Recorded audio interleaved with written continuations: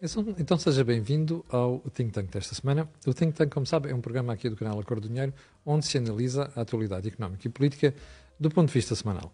Também sabe que todas as semanas estão comigo dois comentadores de referência, o Joaquim Aguiar e o Jorge Marrão. Ora, o que é que temos para si esta semana? Vamos começar pela novel promessa do Primeiro-Ministro, feita no dia 1º de maio, de que Portugal vai aumentar os salários até chegar à mesma percentagem que os salários têm no PIB da média comunitária. Em segundo lugar, vamos ver como é que está a ser gerida a inflação na Europa. Como é que chegamos até aqui? A União Europeia a zona euro está com uma taxa de inflação próxima dos 7,5%, e países como a Alemanha e, no outro lado do Atlântico, os Estados Unidos, têm inflações não registadas já desde os anos 70. Ora, como é que chegamos aqui? Como é que chegamos aqui? De quem é a responsabilidade e qual o papel do BCE em todo este processo? É exatamente isso que vamos ver hoje. Mas antes de irmos ao programa de hoje, quero apenas lembrar que este canal tem uma parceria com a Prozis e que ainda tem ajuda à produção do grupo Sendis Alidade. Agora sim, Joaquim Aguiar. Como é que devemos ler aquela promessa do Primeiro-Ministro que vamos colocar os salários na mesma média do resto da União Europeia, em termos de percentagem no PIB? O problema de quem só vê a superfície ou de quem vê o volume, isto é, o ponto não é o valor do salário, o ponto é o valor da produtividade. Porque são as duas coisas que definem o tal volume, que não é apenas a superfície lisa. Não tem sentido fazer a aproximação à média dos salários europeus se não tivermos a aproximação à média da produtividade europeia. Quem não cumprir esta regra da simultaneidade dos movimentos destes dois indicadores, o que provoca é, no caso de aumento de salários sem aumento de produtividade, vai desencadear inflação, porque os trabalhadores recebem um salário que é superior àquilo que foi o contributo deles para o crescimento do produto. Ou seja, a oferta de bens e serviços, no fim de contas. Está-se a pôr dinheiro em circulação e que não corresponde à atividade. Ora, o problema quando se confundem estas noções é que tanto os dirigentes sindicais como os dirigentes políticos têm a obrigação estrita de informar a sociedade do que serão as consequências das decisões que cada um gostaria de poder tomar. Mas isso nunca é feito.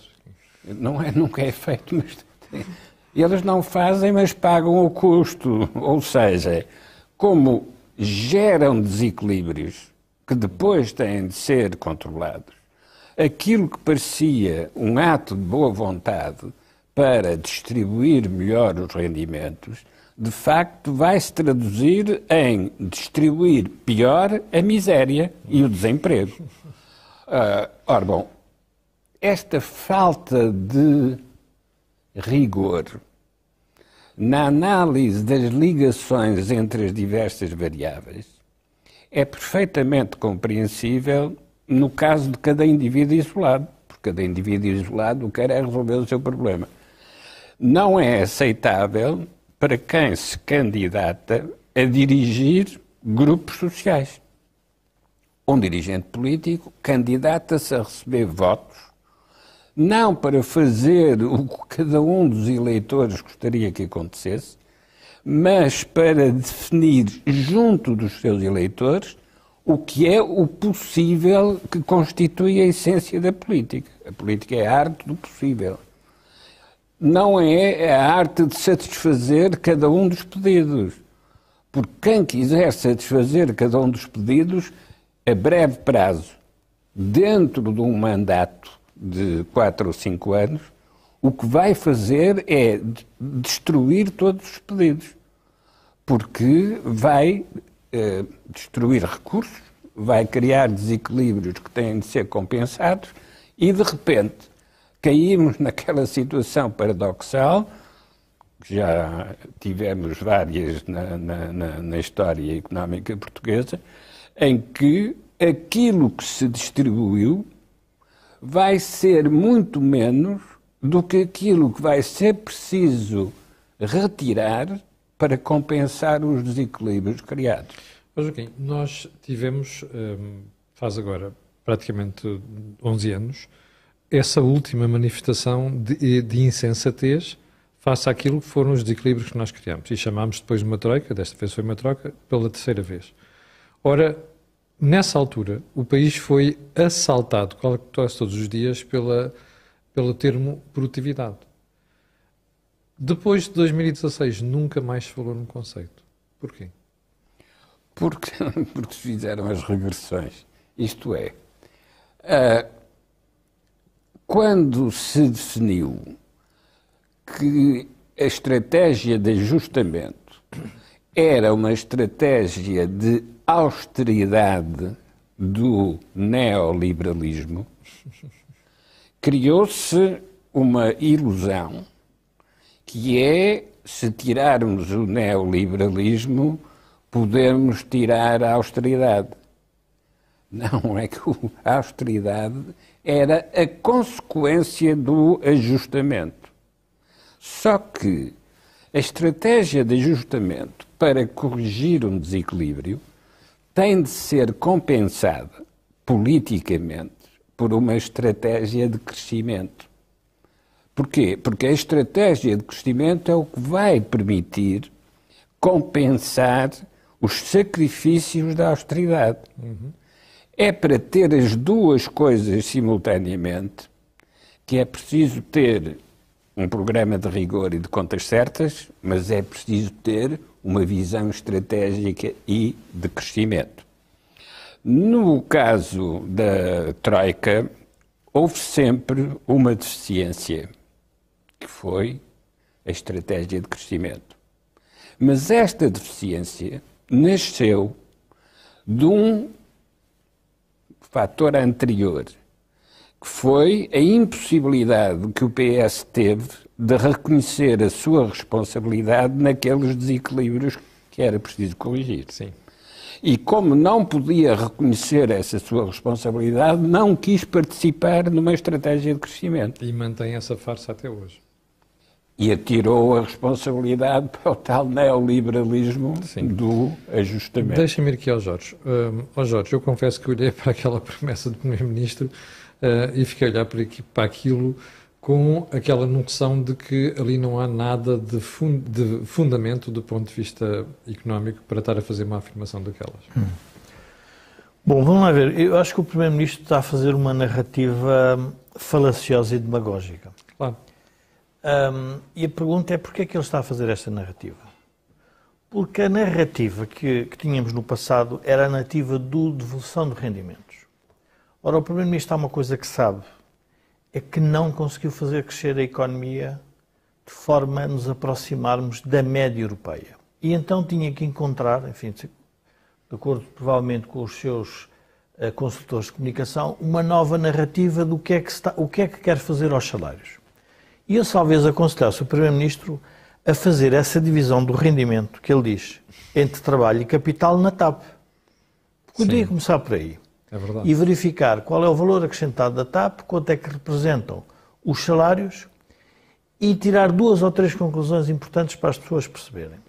Se nós tivermos uma sociedade em que as empresas são de capital intensivo, portanto há muito mais capital que trabalho, então provavelmente a distribuição do rendimento entre capital e trabalho é diferente. Se nós tivermos uma sociedade muito mais endividada que as outras sociedades, então a parte que não vai para os salários tem que ir para pagar juros. Portanto, vamos lá ver, a narrativa é tão superficial, não vai sequer aos fundamentos básicos de economia, que nós não a podemos levar a sério. E porquê é que não se pode levar a sério? Porque o que estava a vencer na sociedade era a ideia que há uma incapacidade objetiva do Partido Socialista a fazer crescer de forma sustentável a economia sem dívida. E isso hoje tornou-se mais evidente. Porquê? Porque nos estamos a afastar da média europeia. E então o que se diz, não, afinal temos aqui um problema. Qual é o novo problema? Uma má redistribuição do rendimento. Eu talvez aconselhasse as pessoas a verem os gráficos O Pordata tem isso. Sim, mas nós fizemos, aliás, aproveito para dizer que o Jorge Marrão confeccionou, entre aspas, aqui um conjunto de gráficos que ajuda a perceber isso. Qual deles é que, por onde é que queres começar? Não, o que tem a distribuição do rendimento, que é azul e é assim mais... ok. É de barras ou de linhas? Não, é de linhas. É de linhas. Bom, vou pedir à nossa Regi para colocar... Bom, mas eu talvez tentasse explicar. Não é este. Foram os últimos que eu enviei há bocadinho. Isto tem em 1970, os salários representavam 54% do PIB. Sim. Hoje não representam os tais 47, 48%. Portanto, só para nós percebermos que a alteração da estrutura da sociedade, do padrão entre capital e trabalho, também altera esta proporção. Se o Primeiro-Ministro se comparar, por exemplo, com a Irlanda, que é uma coisa que nós sempre, que em geral falamos muito, porque a Irlanda tem crescimentos económicos significativos, vai verificar que a distribuição é muito mais favorável ao capital. Porquê? Porque na Irlanda o que basicamente são empresas com muito capital e muito pouco trabalho. Portanto, a afirmação é um pouco, eu diria que é um pouco... não é essa. Essa também pode ser, pode ser. Essa dá para perceber onde é que nós estamos. Não sei se as pessoas estão a ver ou não, mas sim, está no ar. A média... Diz? O gráfico está no ar. Está no ar. A média está ali, portanto, em euro 2019 a 19, e vejo onde é que está Portugal.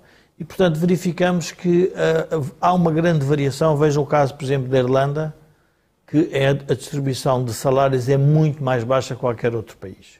Portanto, é muito mais para lucros, juros e rendas. Sim. Para as pessoas perceberem, de tudo o que nós produzimos, nós temos que pagar o quê? Temos que pagar os salários e temos que pagar quem emprestou o capital ou a quem nós alugamos as instalações. E, portanto, quem nos emprestou o capital ou é os bancos, ou são os acionistas, ou, no fundo, são os próprios proprietários, se quisermos, dos imóveis. E, portanto, esse vamos lá ver, é o debate que nós temos que o fazer. Agora, qual é que é o problema que nós temos? É que nós não devemos estar a discutir a redistribuição. Este é o gráfico. Ora bem, vejam, este é o gráfico para percebermos... Isto no ar, exatamente. É o gráfico de linhas. É o gráfico de linhas. Azul o que nós temos é a remuneração dos empregados ao longo, desde 1970 até ao final de 2000, já não sei qual é o número final, mas 2020 e qualquer coisa. E verificamos que em 73... 2021. Pronto, 74, a Revolução, nós tivemos os salários a representarem 70% do PIB. Ou seja, o que estás a dizer é que na ditadura os salários pesavam mais no PIB do que durante a democracia? Na ditadura os salários pesavam mais do que durante a democracia. Mas no período revolucionário... Para mim é uma surpresa. Não, no período revolucionário foi o período de assalto às empresas, que é melhor a gente chamar-lhe assim mesmo. Foi um assalto à propriedade, foi a ofensa dos direitos de propriedade. Os trabalhadores decidiram que 70% era para eles. Qual foi o resultado prático? A falência do tecido empresarial. Foi o endividamento total das empresas, foi a descapitalização. E isso é fácil de perceber. Qualquer pessoa percebe que aquilo que está à disposição da empresa... Vamos à questão... Eu acho que eu quis chamar a atenção da TAP. Porquê? Porque a TAP é um bom exemplo em que o Primeiro-Ministro pode fazer essa redistribuição. Pode tentar chegar a acordo e dizer, não, agora é assim, para os salários é 50% e os outros 50% é para o resto. E vai ver que não consegue fazer. E não consegue fazer porquê? Porque tem que pagar juros. Mas tem que pagar juros a quem emprestou. E qual é a taxa de juros? O Primeiro-Ministro não fixa taxas de juros. Isso é uma utopia. Ele acha que sim. E, portanto, quando nós temos, ainda hoje, no século XXI, em plena Europa, economia de mercado, primeiros ministros a dizerem que conseguem articular isso, eu penso, bom, o que estão a criar é uma distorção da realidade que depois vai levar a novos ajustamentos. E quais são os novos ajustamentos? Vamos se calhar, pôr isto de forma simples. Se o capital não for remunerado, quem é que põe capital nas empresas? Então o que é que acontece aos trabalhadores? Vão trabalhar sem instrumentos de trabalho. Nós estamos aqui a fazer no estúdio este programa. Se se o detentor do estúdio não for remunerado, a pergunta é, não faz os investimentos no microfone, não faz os investimentos nos audiovisuais, então o que é que nós estamos a fazer? A prestar um pior serviço à comunidade. Ora, isso é o que acontece nas empresas. A partir do momento em que se quer dizer que o capital não pode ser remunerado dessa forma, a pergunta é, mas quem é que dá o capital às empresas? Jorge, agora vamos a um exemplo concreto. Tu no fim de semana tiveste uma série de líderes políticos, a começar pela doutora Catarina Martins, pelo Sr. Jerónimo de Sousa, que durante o desfile do 1º de Maio vieram dizer cá para fora, mas estão a ver, olha os lucros chorudos que tiveram alguns grupos económicos. Ou seja, o que está aqui a tentar dizer às pessoas é o seguinte, vocês não ganham melhor porque eles embolsam os dividendos todos. Como é que se combate esta tirada populista? Bom, a tirada, para além de ser populista, é oportunista. É oportunista neste sentido. Nós estamos num período específico da sociedade, da economia mundial, em que estamos próximos de uma economia de guerra.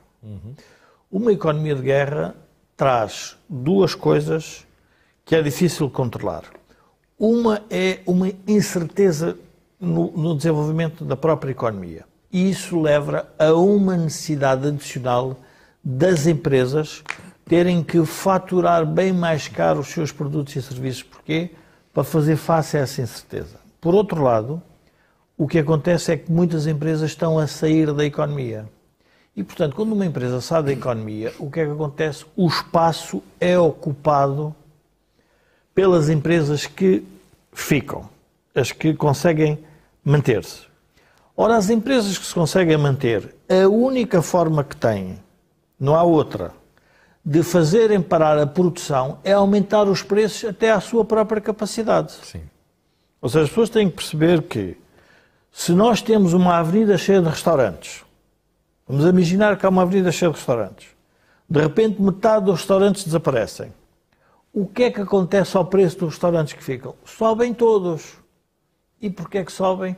Porque é a forma que os restaurantes têm de explicar que já não têm capacidade de atender aqueles clientes todos. E, portanto, o que é que se faz? As pessoas alteram o seu consumo. Portanto, o preço dos bens e serviços tem que estar relacionado depois como é que esse preço de bens e serviços, como é que se traduz em lucros. Os lucros são maiores porque há saída de empresas do negócio. E, portanto, nós temos que... É a única forma de ajustar. E como é que se ajusta? É muito simples. À medida que essas empresas vão aumentando os preços, então têm interesse outras empresas... Claro, porque percebem que está ali um filão onde podem ganhar. Está ali um filão. E entra a concorrência. E o que é que os consumidores fazem? Os consumidores o que fazem é, olha, em vez de ir àquele restaurante, então vou ao supermercado. Claro.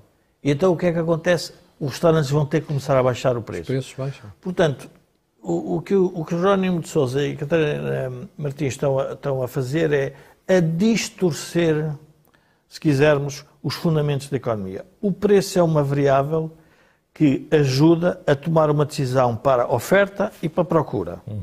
E quando a oferta e a procura têm grandes oscilações, os preços alteram. Necessariamente os lucros também vão alterar. A pergunta é, se nós deixarmos inundar, se deixarmos a economia, imaginando que deixamos de ter direitos alfandegários sobre alguns produtos, o que é que vai acontecer? Eles vêm de fora. Vêm de fora e vêm mais baratos. E o que é que acontece às empresas? Têm que vender mais barato. E o que é que aconteceu aos trabalhadores dessas empresas? Temos que pagar salários mais baixos. Mas nessa altura, Catarina Martins e Jerónimo de Sousa já não vêm falar nisso. Portanto, eles só querem o ajustamento quando a oferta das empresas diminui. Mas não querem o ajustamento quando a oferta aumenta. Ora, foi isto que a Troika nos disse quando chegou a Portugal. Vocês têm uma rigidez de tal ordem na economia que quando a economia cai, vocês têm que deixar baixar os salários. Quando a economia cresce, vocês têm que deixar aumentar os salários. Ora, nós estamos a entrar num período em que a economia está a recuperar de uma pandemia. É uma irresponsabilidade total, quer da Jerónimo de Sousa, quer de Catarina Martins, virem dizer que é preciso aumentar os salários. Ora, é exatamente, nós temos de ter cuidado com o que estamos a fazer. Porquê? Porque nós temos que ajustar os salários sempre à produtividade das empresas. Ora, a produtividade global da sociedade diminuiu e, portanto, essa vai ser uma grande...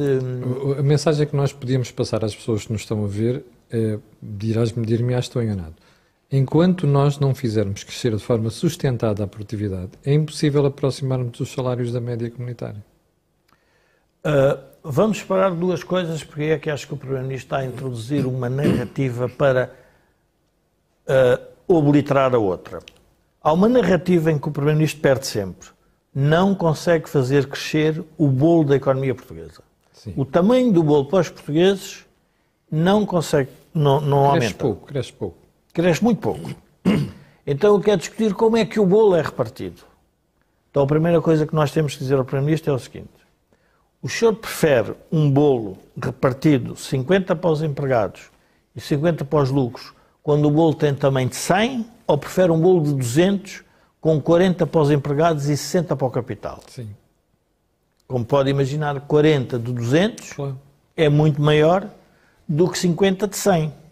Portanto, os trabalhadores receberiam mais. Ora, é isso que nós temos de discutir, é o bolo da economia portuguesa não cresce, Como não é que é se um põe- problema de redistribuição. Como é que se põe o bolo a crescer para 200? Como é que se põe o bolo a crescer para 200? Mas para fazer o bolo crescer para 200, o Primeiro-Ministro, a primeira coisa que tem que pensar é que não pode atacar o capital. Mas dá-lhe jeito, não é? Mas dá-lhe jeito. É demagógico. Tem uma marcação na extrema-esquerda de que ele não consegue fugir. Não consegue. É? Tem um E leva o complexo, discurso tem um sempre complexo ali. de esquerda assustador, o Primeiro-Ministro. Pois. Enquanto o Partido Socialista, na fundação da democracia, era um partido muito mais social-democrata, se quisermos, tinha uma leitura, obviamente, muito mais social que qualquer outro partido, mas não tinha nenhuma, vamos lá ver, não tinha nenhum complexo relativamente à iniciativa privada. Hoje o Partido Socialista é um partido que está refém das teses do Bloco de Esquerda e do Partido Comunista relativamente à iniciativa privada. Aliás, cada vez que se põe Jerónimo de Sousa ou Catarina Martins a falar, parece que a única função da iniciativa privada é destruir a economia, quando a única coisa que a iniciativa privada está a fazer é criar emprego para as pessoas terem, enfim, o seu emprego e o seu salário. E, portanto, quando nós, enquanto a sociedade estiver refém desta discussão, deste debate inquinado, que não faz sentido nenhum, no século XXI, numa economia aberta, inseridos na Europa, e com os desafios que tem a globalização, julgo que não podemos sair da cepa torta e, portanto, vamos discutir estes temas de como é que o bolo é distribuído. Joaquim, esta questão do bolo leva à questão fundamental que o Jorge colocou. Como é que a gente passa de um bolo de 100 para 200? Isso é um modelo de crescimento, a estratégia de crescimento. Ora, dentro da estratégia de crescimento, um dos problemas mais sérios é como é que se faz a convergência dos fatores produtivos para obter o maior rendimento de cada um deles. Portanto, é preciso formação profissional dos trabalhadores, Portanto, é preciso equipamento moderno, é preciso trabalhadores em número suficiente para que esse equipamento seja plenamente utilizado. Isto são as regras básicas. Então, porquê é que não se cumprem as regras básicas? Porque algum dos fatores de crescimento se apropria de um valor excessivo em relação àquilo que é o seu contributo para o conjunto. E é isso que provoca uma distorção. É aí que aparece a inflação. E quando aparece a inflação, então os interesses podem ser enganados pensando que estão a aumentar o seu rendimento quando, de facto, estão a perder rendimento real. É o efeito da ilusão monetária que a inflação provoca. Numa situação de guerra, quando há políticas de sanções que provocam a alteração dos preços e das quantidades disponíveis, como acontece agora com a energia que antes era comprada na Rússia e agora todos os europeus querem sair dessa dependência da energia que a Rússia fornecia. Isto significa que, subitamente, os preços alteraram.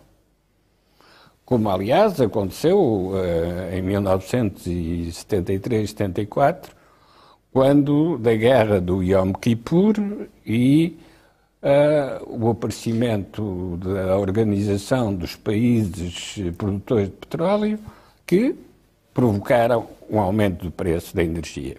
Isso desencadeou uma onda inflacionista durante os anos 80, 90. Agora estamos numa situação do mesmo tipo, por razões diferentes, as tais sanções, que são uma arma de corta para os dois lados. Como todas as relações comerciais são bilaterais, se há sanção contra um lado, o outro também sofre as consequências desse bloqueamento. E, aliás, logo no princípio, o Putin declarou que a Rússia ia aguentar as sanções, aqueles que impõem as sanções é que não iam aguentar as consequências dessas sanções. E isso, de facto, está a acontecer. Não foi a Europa que se dividiu.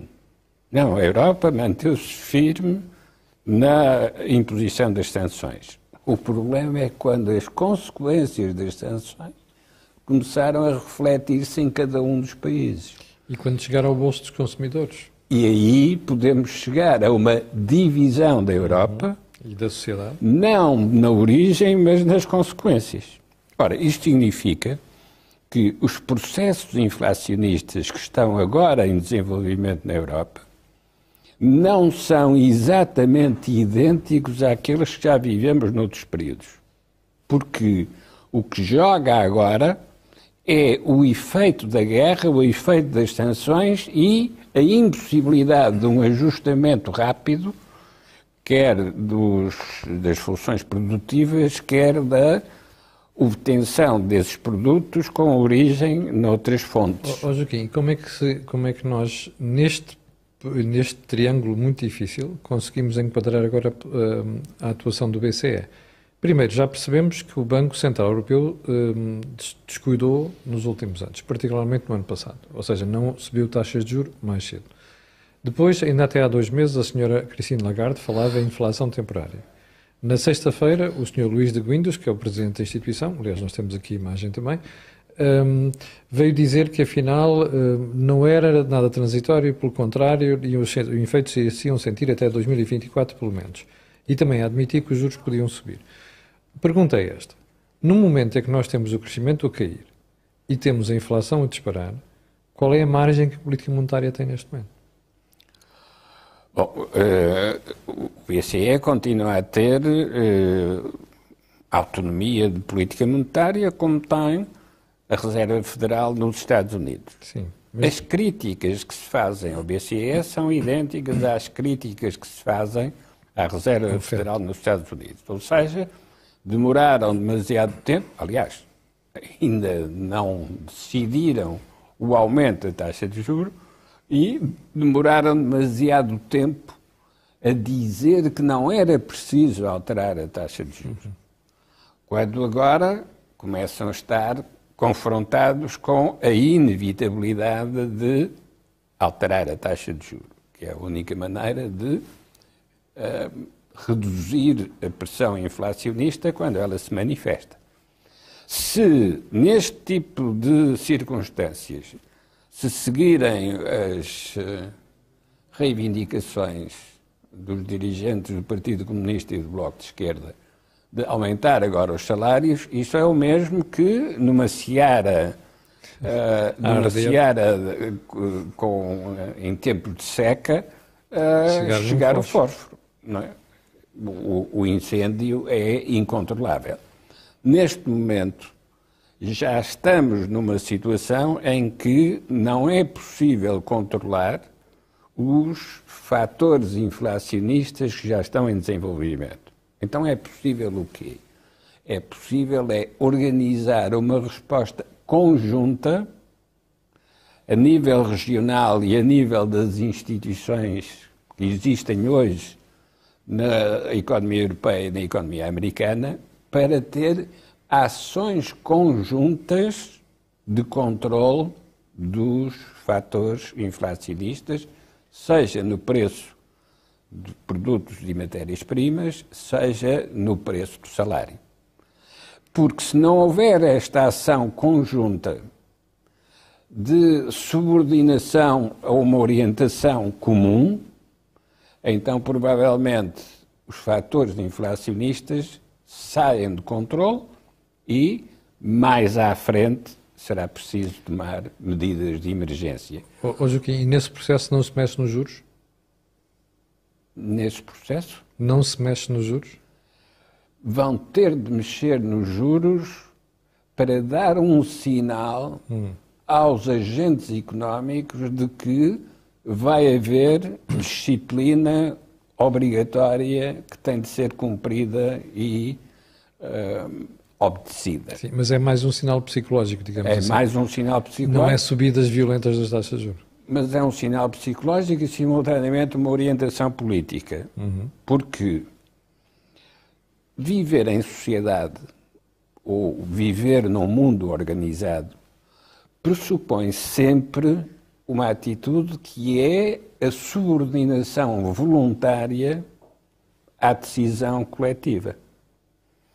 Não se trata de dizer se é liberdade individual ou se há a supressão das liberdades.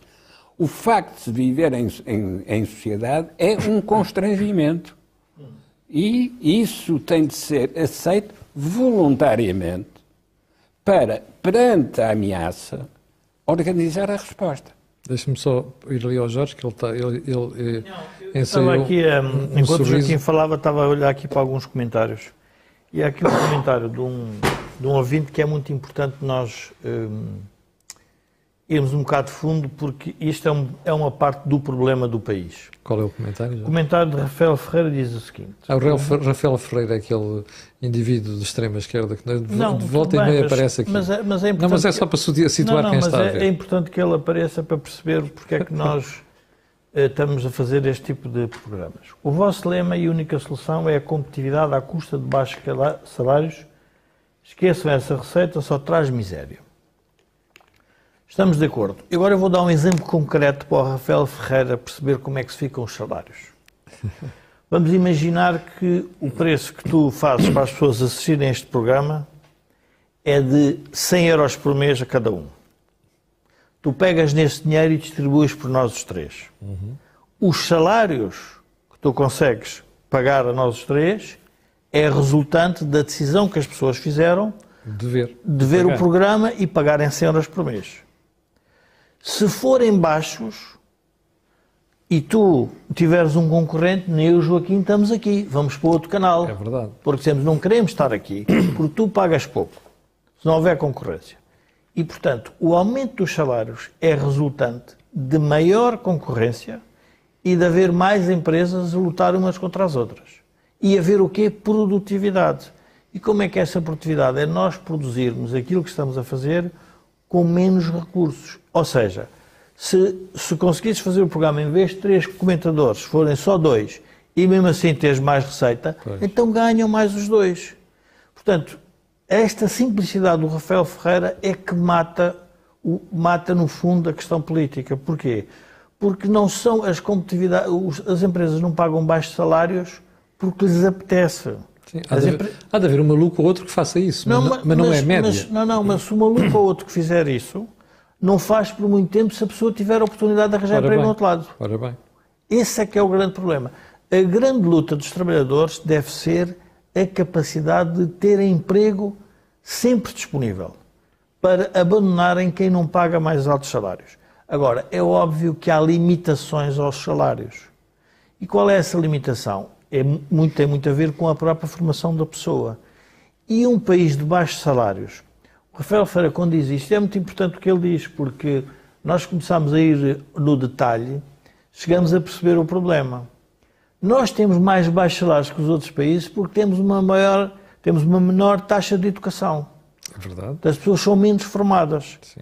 Se o Rafael Ferreira for à China, em que as pessoas são muito iletradas, então vai ver que os salários são muito mais baixos e não conseguem aumentar a produtividade. Porquê? Porque as pessoas não sabem produzir, não sabem fazer. E quem for à China percebe o que eu estou a dizer, porque entrar numa fábrica chinesa ou numa fábrica portuguesa não tem nada a ver. Uma fábrica portuguesa, nós vemos trabalhadores operar máquinas complexas, têm a capacidade de entender os clientes. Isso não é possível na China. Na China é tudo muito mais básico. E, portanto, é um trabalho muito mais, se quisermos, manual, manufaturado. Portanto, cuidado, porque a discussão política dos baixos salários, ela incorpora um conjunto de ideias preconceituosas sobre a economia de mercado. E uma delas é, os baixos salários são fixados para a produtividade e não é o contrário, ou seja, nós não podemos fixar salários sem haver produtividade. Mas esse é que eles querem. Isso é o que o Rafael e a Catarina e o Jerónimo querem, que é aumentar os salários por aumentar os salários. Mas não há problema nenhum, porque quando eles aplicam essa receita... Há desemprego. Há desemprego, há austeridade e há dívida. Portanto, a única coisa que eu acho que valeria a pena o Rafael fazer era ir à Alemanha, passar uns tempos, ir à Irlanda e ver que há outros países que não têm esta concepção manicaísta de capital e trabalho, que é do século XIX e marxista, e dizer assim, não, mas como é que isto funciona? Porquê é que esta economia é mais produtiva? Porque há liberdade. Liberdade de quê? Liberdade de aplicação de capitais e liberdade do trabalhador.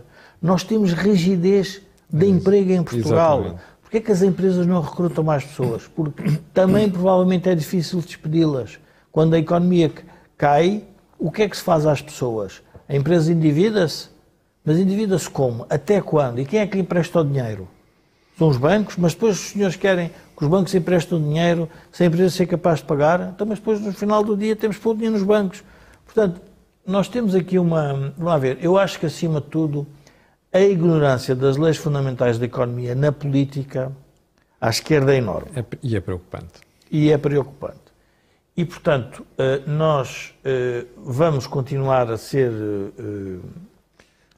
Aqui está outra pergunta do Rafael, diz assim, acham que a geração mais qualificada de sempre entra nas empresas com 900 euros? Não, a geração, esse é um problema importante. Exatamente. Porquê é que a geração mais qualificada de sempre ganha tão mal? Ganha tão mal. Claro. Porque nós não estamos a criar capital, não temos empresas suficientes para absorver essas pessoas. Mesmo. Exatamente. E vamos dizer que, apesar de termos a melhor geração, a geração mais qualificada, devemos ter a geração mais incompetente na política dos últimos anos. Em compensação. Em compensação. Ou seja, nós temos, porque é estranho, como é que um país, tendo uma geração, porque é muito simples pensar nisto, porque é que essas pessoas não são recrutadas a 3.000 euros cada uma? Quem é que impede? Qual é o problema? Exatamente. Porque a empresa não consegue repercutir esses preços no resto da economia. Eu já dei várias vezes o exemplo... Mas o Rafael Ferreira acha que é por malvadez de quem dirige a empresa. Eu já dei várias vezes o exemplo, penso no think tank, começa-se quando se quer estudar a economia, que é porque é que o motorista na Nigéria, de um autocarro, trabalha 8 horas e um motorista da Carris, em Portugal, trabalha 8 horas e ganha muito mais que o da Nigéria? Porque a economia portuguesa é muito mais produtiva que a nigeriana. Da mesma maneira que a irlandesa e a alemã é muito mais produtiva que a portuguesa. Portanto, não tem nada a ver com isso que estão a dizer. Portanto, o que nós temos que perceber é que quando estamos a falar em economia, temos que falar na produção de todos. Ora, se nós temos um setor da sociedade que produz pouco, qual é o setor da sociedade que produz pouco? Por exemplo, o Estado, o que é que produz? Nós temos 700 mil pessoas na administração pública. Vamos imaginar que, de repente, por um ato mágico, conseguimos pôr 300 mil pessoas no setor privado a produzirem uns para os outros. Disparava completamente a produção do país. Ora, mas como é que se absorve essas 300 mil pessoas? É preciso capital para essas 300 mil pessoas. Mas nós atraímos capital, temos negócios, temos pessoas que... Não chega. Não chega. Portanto, qual tem sido a solução socialista ao problema? BCE, fundos europeus... Quando dizes BCE, dívida... vivermos com dívida muito baixa, taxa de juros muito baixa, ou com taxa de negativa. É muito simples, a solução é BCE, dívida pública, dívida externa, fundos europeus, esse é basicamente, impostos elevados. Portanto, este é o panorama de Portugal. Enquanto nós não discutirmos o panorama da iniciativa privada, nós não vamos sair da cepa torta. Pois. Não vale a pena continuarmos... Portanto, o Rafael Ferreira pode continuar a queixar-se nos próximos anos que isto não muda. Não, mas o Rafael Ferreira, eu acho que ele deve continuar a vir ao programa, porque seria costuma-se dizer que converter quem não é fiel é um grande... É ter uma entrada direta no céu. E, portanto, se a gente conseguir converter o Rafael, eu acho que a gente tem uma entrada direta ao céu, porque, afinal, ele percebe qual é o nosso problema. Nenhum de nós que está aqui tem interesse que as pessoas tenham baixos salários. Exatamente. Esse é outro complexo da extrema-esquerda. Ninguém tem interesse em que se pague mal. Ó Joaquim, vamos voltar ao BCE e às autoridades monetárias. Quando o BCE foi criado, disseram-nos sempre que era a imagem do Bundesbank. Nós, nos últimos 20 anos, já percebemos que não é bem assim. E o momento em que nós podemos dizer que o BCE é um banco muito mais político do que é o Bundesbank foram os últimos 6 anos. Particularmente os últimos 3, quando se começou a cheirar que poderia haver um aumento de preços e o BCE continua a agir como se nada fosse. Isto não vai criar um problema de credibilidade ao BCE? Pode não criar um problema de credibilidade ao BCE se a própria política monetária da União Europeia implicar que o BCE tenha esse comportamento permissivo em relação à taxa de inflação.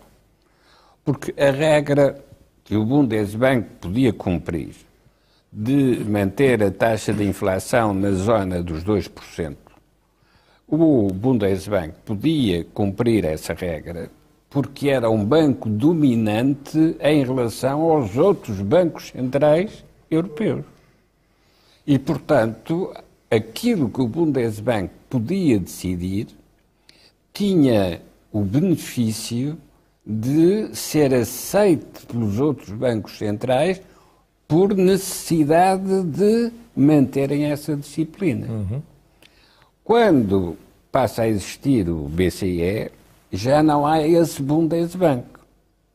O que há é um Banco Central Europeu que é responsável pelos bancos centrais nacionais. Portanto, há um exercício de convergência de política monetária que o próprio BCE tem que desenvolver para manter a disciplina dos bancos centrais nacionais, aceitando as normas do Banco Central Europeu. Nas circunstâncias atuais, esta necessidade de orientação através do Banco Central Europeu aumentou porque os efeitos da guerra ultrapassam aquilo que são os métodos tradicionais de controle da política monetária. E, portanto, o Banco Central Europeu pode ser chamado a tomar medidas de emergência, como, por exemplo, a emissão de empréstimos comuns para compensar coisas como a reconstrução da Ucrânia. Quem é que vai pagar a reconstrução da Ucrânia?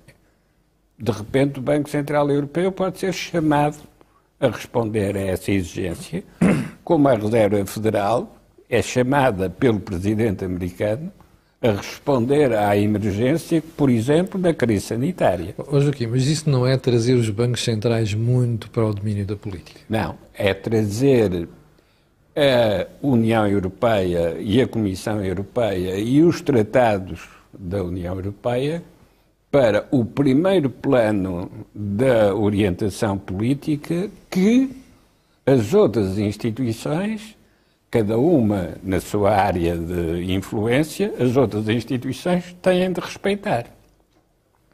O Banco Central Europeu respeita as orientações da Comissão Europeia, como a NATO respeita as orientações da política militar.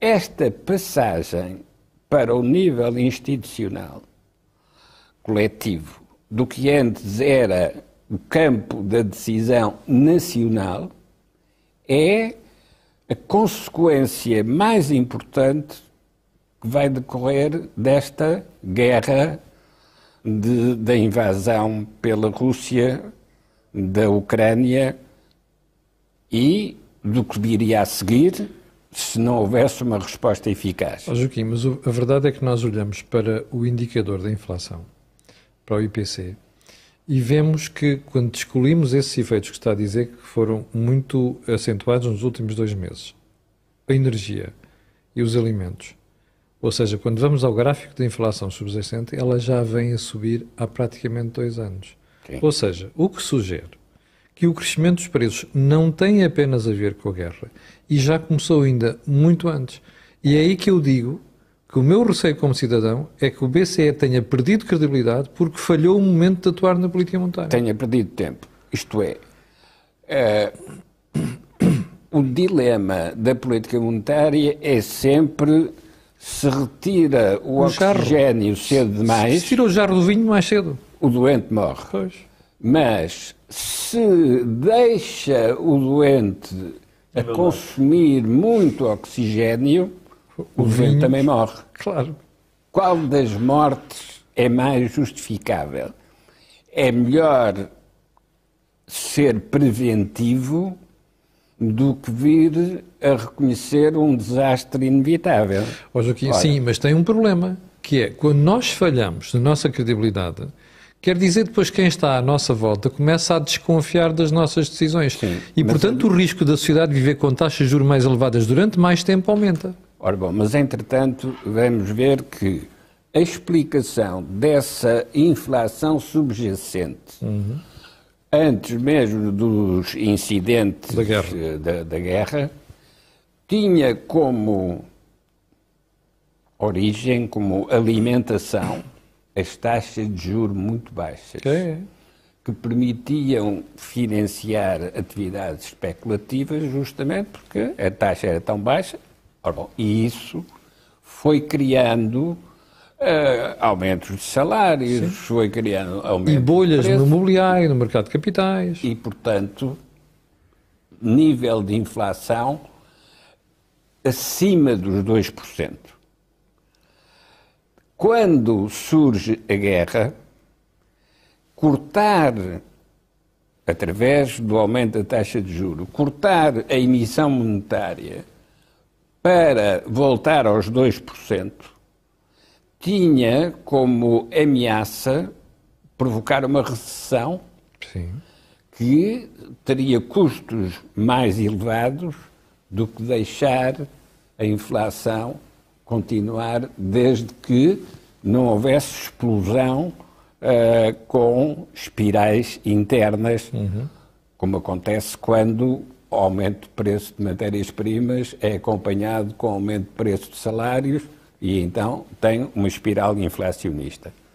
Portanto, esta comparação entre o perigo da recessão e o perigo do aquecimento da economia é sempre suscetível de crítica, mas volta à regra da subordinação voluntária de quem vive em sociedade. É suscetível de crítica, mas, uma vez tomada a decisão, é obrigatória a disciplina de aceitar a decisão. Porque é mais caro e mais perigoso pôr em causa uma decisão do que aceitar a disciplina e corrigir à frente se a decisão não for satisfatória. Deixa-me passar ali ao Jorge. Jorge, todas as declarações da Sra. Lagarde dos últimos 2 anos foi: não há problema nenhum, não vamos subir os juros em 2022, se calhar nem em 2023, a inflação é transitória. Ainda há 2 meses ela dizia isso. Na semana passada, na sexta-feira, o BCE, não pela voz dela, mas por um comunicado, vem dizer que afinal parece que se enganaram. Eu não estava à espera disto. Ou seja, para fazer fretes ao poder político, eu tinha os bancos centrais nacionais. Por isso é que se criou um BCE. Isto não cria um problema grave para a Europa nos próximos tempos, que é quem é que vai acreditar agora que temos credenciais anti-inflacionistas? Camilo, o problema é muito complexo. Porquê? Tentar pôr uma coisa complexa de forma simples. Nós temos uma moeda euro que está a combater uma moeda que é o dólar. Uhum. O dólar está por detrás do dólar uma união política federal. Sim. E, portanto, é uma moeda que pode ser emitida e o mundo inteiro compra. Compra porque sabe que a política do governo federal, os impostos que o governo federal e a pujança da economia americana é suficiente, se calhar, para pagar essa dívida que eles estão a emitir. No caso europeu, nós temos um problema. Nós não temos obrigações europeias de governo federal. Não há impostos que suportem isso. E, portanto, isto cria logo uma perturbação muito diferente. E, por outro lado, e vale a pena ler o Boletim Económico do Banco de Portugal, acho que é de março deste ano, que tenta discutir um bocadinho quais são as origens desta inflação. E penso que aquilo é um pouco até... É um relatório que vê-se que por trás está um ex-ministro das Finanças. Ou seja, ele tem dificuldade em explicar o que é que se está a passar com a inflação. E o caso da Sra. Lagarde é um caso muito evidente. Porquê? Porque ela sai da política para o Banco Central. Ela foi Ministro das Finanças de França. Mas nós França. tivemos um Banco Central, um governador do Banco Central, que saiu para Primeiro-Ministro da Itália. Sim. Portanto, e o que é que está a suceder? Mas esse era sério. Pronto. Mas o que é que está a suceder na política europeia? Nós não temos união política, e esse é um debate interessante, porque a discussão que se fez quando foi a formação do euro é que não havia união política que suportasse uma moeda. Pois, mas que se ia caminhar nesse sentido, reforçar os poderes do Parlamento Só que Europeu. tem um pequeno problema. A Alemanha democrática tem um trauma de infância, que é a inflação. E, portanto, a Alemanha prefere sempre o controle da inflação a uma taxa de desemprego maior.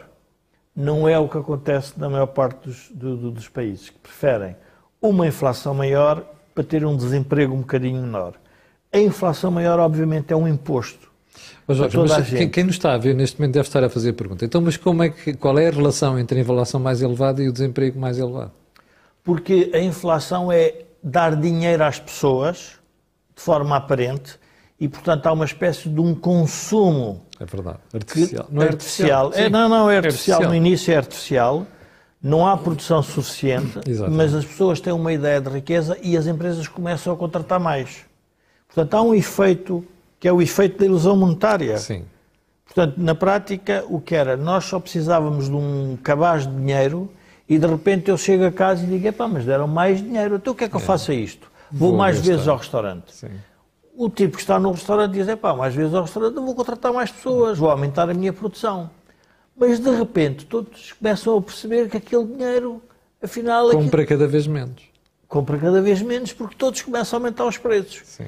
E o fenómeno inflacionista é este fenómeno que é... Porquê é que os políticos gostam da inflação? Porque é uma forma de tributar a sociedade de uma forma transversal. A inflação é um imposto que arrasa pobres, classe média e ricos da mesma forma. Diria que para os ricos menos, mas para os pobres é brutal. Porque enquanto no IRS nós pagamos menos IRS porque ganhamos menos, quando eu vou ao supermercado, tanto ganho o Joaquim, que é muito rico, e eu que sou classe média, e tu que és classe pobre. Portanto, pagamos o mesmo. E, portanto, é um imposto a sério. Mas os políticos preferem isso, porque não têm que lançar novos impostos. Agora, este tema do BCE que o Joaquim está a pôr é um tema muito complexo, porque se é verdade que o BCE, e por isso é que os investidores estão a dar mais valor ao dólar, porque a Reserva Federal já tem muito treino disto. Portanto, foi mais rápido a atuar. Disse, não, isto a gente agora vai começar a avisar os mercados que vamos tirar dinheiro de circulação. E que vão subir logo 4 vezes os juros este ano. Pronto. 4 vezes. E, portanto, obviamente, comparativamente à Europa, que tem um processo de decisão muito mais complexo, mais consensual, leva a este tipo de reações. Eu diria que não é fácil a solução neste momento. Porquê? Porque nós temos os países endividados, nós temos uma economia que vem de uma pandemia com distribuição de oferta, nós temos os custos da reparação, ou provavelmente os custos da guerra, temos os custos da reparação que possam vir a existir da Ucrânia e, portanto, o Banco Central está... Ou seja, os indicadores que o Banco Central tem são de tal forma, diria, incertos e conflituantes que podem levar a uma, eu diria, a uma maior cautela nos anúncios do Banco Central. Ou seja, o próprio Banco Central, mas penso que era o Roosevelt que dizia que a pior decisão é a não decisão. É a pior de todas. Claro. E, portanto, não tomar uma decisão sobre as taxas de juros é muito má. Mas se derem um sinal aos mercados que as taxas de juros vão subir, então, de repente, as pessoas começam a parar. Deixa-me pegar num aspecto que tu referiste aí, que é, um grande risco era as economias estão muito endividadas. Pois, mas elas estão muito endividadas porque durante muito tempo se manteve taxas de juros baixas. Ou seja, não obrigou os governos a fazerem as reformas que deviam fazer. Claro. Não, mas é que... Mas se continuarmos a fazer isso, com aquela coisa de que vamos ter uma recessão, a malta nunca mais aprende. Mas, Camilo, mas há um aspecto que acho que é importante as pessoas perceberem. Os políticos querem gerir o ciclo eleitoral. Claro, mas o Banco Central não tem de fazer isso. Pronto, o Banco Central tem que gerir a oferta de moeda de forma suficiente em que saiba que a longo prazo a taxa de inflação é na ordem de 2%, que é no fundo o mandato que tem, mas ao mesmo tempo tem que ajudar a que as economias recuperem quando têm ciclos de quebra e crescimento. E os ciclos de quebra e crescimento são umas coisas, às vezes, até do ponto de vista psicológico. Ou seja, se de repente as pessoas disserem assim, ninguém vai consumir, a pergunta é, mas então o que é que acontece se ninguém consumir? De repente as empresas começam todas a fechar porque ninguém vai-lhes comprar os produtos. Quem é o agente económico que normalmente aparece a fazer essa correção? É o Estado através dos investimentos. Que diz, como as pessoas estão assustadas, eu vou fazer investimentos. Só que nós andamos a fazer as duas coisas ao mesmo Exatamente. tempo. Com dívida. Exatamente. E isso é que destruiu, vamos lá ver, a virtude da solução. Qual é a virtude da solução? É termos um Banco Central independente que diz, sim senhora, nós vamos fazer a oferta de moeda para que no longo prazo seja 2%, que é no fundo o aumento potencial do PIB potencial, 2%. Exato. E depois vamos ajudar quando há ciclos. Ajudar países a 19 não é fácil, porque são 19 países com economias muito diferentes. Ou seja, se o Banco Central atuasse muito rapidamente... E há o fator político pelo meio. Camila, há aqui um aspecto que nós não estamos a menosprezar porque comparamos Europa versus Estados Unidos. Não, calma. É assim. Um aumento das taxas de juros de forma significativa tem um impacto muito diferente em Portugal, Espanha e Grécia, Itália, do que tem nos países do Norte. Pronto, mas também nos Estados Unidos depois tem em certos estados do que noutros. Pronto, mas há transferências orçamentais que depois compensam. Os Estados Unidos já fizeram uma guerra entre eles para se unirem. Nós ainda não fizemos. Nós tivemos uma guerra mundial que nos levou a unir. Mas não vale a pena pela taxa de juro, porque, repara, uma guerra na Europa pode ser resultante de uma alteração das taxas de juro. Nós agora estamos a assistir a uma que é a alteração dos preços de energia. Sim. Quer dizer assim, como os preços de energia alteram, nós agora temos que ver como é que vamos conter a ofensiva russa. Mas uma alteração das taxas de juro a sério do Banco Central Europeu pode ser uma guerra entre os países ricos do Norte menos endividados e os países do Sul mais endividados. Portanto, temos de ter aqui algum... E, portanto, eu diria que o papel da Sra. Lagarde, mas por isso é que ela está lá para receber o salário dela... É um papel difícil. É um papel difícil e, portanto, tem que receber mais. Muito bem.